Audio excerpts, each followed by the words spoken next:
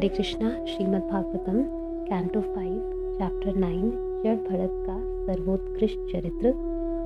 श्रील सुखदेव गोस्वामी ने आगे कहा, हे राजन, वृक्ष शरीर त्याग कर भरत महाराज ने एक विशुद्ध ब्राह्मण के कुल में जन्म लिया। वह ब्राह्मण अंगिरा गोत्र से संबंधित था और ब्राह्मण के समस्त गुणों से संपन्न था।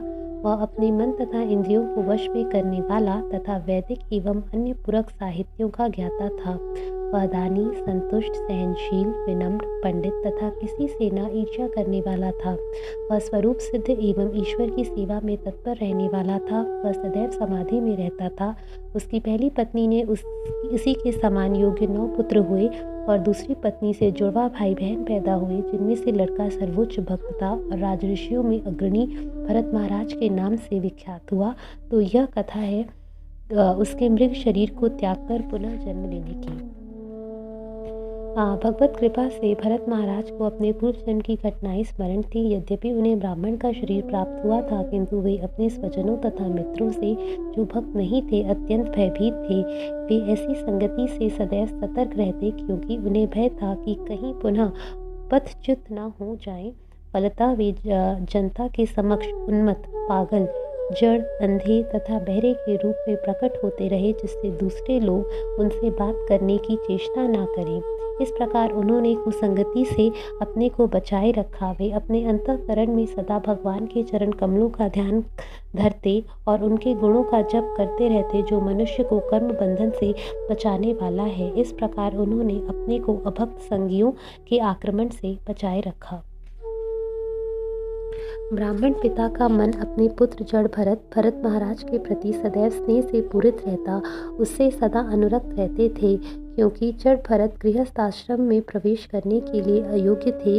अतः ब्रह्मचर्य आश्रम की समाप्ति तक ही उनके संस्कार पूरे हुए। यद्यपि जड़ भरत अपने पिता की शिक्षाओं को मानने में आनाकानी करते, तो भी उस ब्राह्मण ने यह सोचकर कि पिता का कर्तव्य है कि अपने पुत्र को शिक्षा दे, जड़ भरत को स्वच्छ रहने तथा प्रक्षालन करने की शिक्षा दी। अपने पिता द्वारा वैदिक ज्ञान की समुचित शिक्षा दिए जाने पर भी जड़ भरत उनके समक्ष मूर्ख जड़ की भांति आचरण करते। वे ऐसा आचरण इसलिए करते जिससे उनके पिता यह समझे कि वह शिक्षा के अयोग्य है और इस प्रकार उसे आगे शिक्षा देना बंद कर दें। वे सर्वथा विपरीत आचरण करते। यद्यपि शौच के बाद हाथ धोने को कहा जाता, किंतु वे उन्हें पहले ही धो लेते। तो भी उनके पिता उन्हें बसंत तथा ग्रीष्म काल में वैदिक शिक्षा देना चाहते थे। उन्होंने उसे ओंकार तथा व्याहृति के साथ साथ गायत्री मंत्र सिखाने का यत्न किया, किंतु 4 मास बीत जाने पर भी वे उसे सिखाने में सफल न हो सके। जड़ भरत का ब्राह्मण पिता अपने पुत्र को अपनी आत्मा तथा हृदय के समान मानता, अतः वह उससे अत्यधिक अनुरक्त था। उसने अपने पुत्र को सुशिक्षित बनाना चाहा और अपने इस असफल प्रयास में उसने वैदिक अनुष्ठान, शौच, वेदाध्ययन, कर्मकांड, गुरु की सेवा, अग्नि यज्ञ करने की विधि सम्मिलित थे। उसने इस प्रकार से अपने पुत्र को शिक्षा देने का भरसक प्रयत्न किया, किंतु वह असफल रहा। उसने अपने अंतःकरण में यह आशा बांध रखी थी कि उसका पुत्र विद्वान होगा, किंतु उसके सारे प्रयत्न निष्फल रहे। प्रत्येक प्राणी की भांति यह ब्राह्मण भी अपने घर के प्रति आसक्त था और यह भी भूल ही गया था कि एक दिन उसे मरना है, किंतु मृत्यु कभी भूलती नहीं। वह उचित समय पर प्रकट हुई और उसे उठा ले गई। तत्पश्चात ब्राह्मण की छोटी पत्नी अपने जुड़वा बच्चों, एक लड़का तथा एक लड़की को अपनी बड़ी सौत को सौंपकर अपनी इच्छा से अपने पति के साथ मरकर पतिलोक चली गई। पिता की मृत्यु के बाद जड़ भरत के 9 सौतेले भाई ने उसे जड़ और बुद्धिहीन समझकर उसको पूर्ण शिक्षा प्रदान करने के उनके पिता का प्रयत्न छोड़ दिया। जड़ भरत के ये भाई तीनों वेदों ऋग, साम तथा यजुर्वेद में पारंगत थे, जो सकाम कर्म को अत्यधिक प्रोत्साहन देते हैं, किंतु वे नवों भाई ईश्वर की भक्तिमय सेवा से तनिक भी परिचित न थे। फलस्वरूप वे जड़ भरत की असिद्ध अवस्था को नहीं समझ सके। नीच पुरुष पशुओं के तुल्य होते हैं। अंतर इतना ही है कि पशुओं के 4 पैर होते हैं और ऐसे मनुष्यों के केवल 2।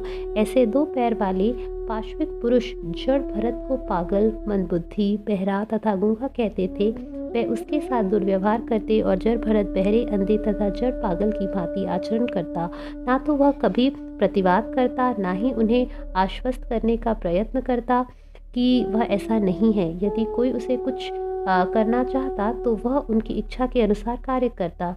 उसे भिक्षा या मजदूरी से अथवा अपने आप से भी भोजन मिलता, चाहे वह थोड़ा हो, स्वादु बासी या अस्वादु, उसे ग्रहण करता और खाता। वह इंद्रिय तृप्ति के लिए कभी कुछ नहीं खाता था, क्योंकि वह पहले से ही उस देहात्म बुद्धि से मुक्त हो गया था जिसके वशीभूत होकर स्वादिष्ट या बेस्वाद भोजन किया जाता है। वह व्यक्ति की दिव्य भावना से पूर्ण था, फलतः देहात्म बुद्धि से उठने वाले द्वंद्वों से सर्वथा अप्रभावित रहता था। वास्तव में उसका शरीर सान के समान बलिष्ठ था और उसके अंग प्रत्यंग हृष्ट पुष्ट थे। उसे ना तो सर्दी गर्मी या बयार वर्षा की परवाह थी और ना ही वह कभी वह अपने शरीर को ढकता था। वह जमीन पर लेटा रहता। वह अपने शरीर के ना तो कभी तेल लगाता, ना ही कभी स्नान करता। शरीर मलिन होने के कारण उसका ब्रह्म तेज तथा ज्ञान उसी प्रकार ढके हुए थे जिस प्रकार धूल जमने से किसी मूल्यवान मणि का तेज छिप जाता है।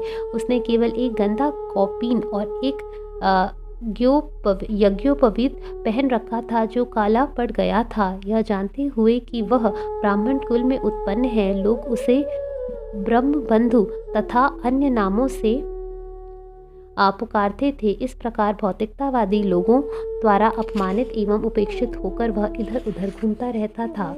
जड़भरत केवल भोजन के लिए काम करता था। उसके सौतेले भाइयों ने इसका लाभ उठाकर उसे कुछ भोजन के बदले खेत में काम करने में लगा दिया, किंतु उसे खेत में ठीक से काम करने की विधि ज्ञात न थी। उसे यह ज्ञात न था कि कहाँ मिट्टी डाली जाए अथवा कहाँ भूमि को समतल या ऊंचा नीचा रखा जाए। उसके भाई उसे टूटे चावल, कना, खली, धान की भूसी, धुना अनाज तथा रसोई के बर्तनों की जली हुई खुरचन दिया करते थे, किंतु वह इन सब को प्रसन्नता पूर्वक अमृत के समान स्वीकार कर लेता था। उसे किसी प्रकार की शिकायत न रहती और वह इन सब चीज़ों को प्रसन्नता पूर्वक खा लेता था।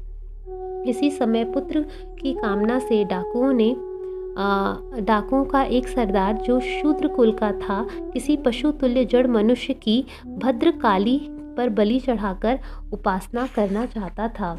डाकुओं के सरदार ने बलि के लिए एक नर पशु पकड़ा, किंतु वह बचकर निकल भागा और सरदार ने अपने सेवकों को उसे ढूंढने के लिए आज्ञा दी। वे विभिन्न दिशाओं में दौड़े, किंतु उसे ढूंढ ना सके। अर्धरात्रि के गहन अंधकार में इधर उधर घूमते हुए वे एक धान के खेत में पहुंचे, जहां उन्होंने अंगिरा वंश के एक ब्राह्मण कुमार जड़भरत को देखा, जो एक ऊंचे स्थान पर बैठकर मृग तथा जंगली सुअरों से खेत की रखवाली कर रहा था। डाकू सरदार के सेवकों तथा अनुचरों ने नर पशु के लक्षणों से युक्त जड़भरत को अत्यंत उपयुक्त समझकर उसे बलि के लिए अत्युत्तम पाया। अतः प्रसन्नता के मारे उनके मुख चमकने लगे। उन्होंने उसे रस्सियों से बांध लिया और देवी काली के मंदिर में ले आए। इसके पश्चात चारों ने नर पशु बलि की काल्पनिक पद्धति के अनुसार जड़भरत को नहलाया, नए वस्त्र पहनाए, पशु के अनुकूल आभूषणों से अलंकृत किया, उसके शरीर पर सुगंधित लेप किया तथा तिलक, चंदन एवं हार से सुसज्जित किया।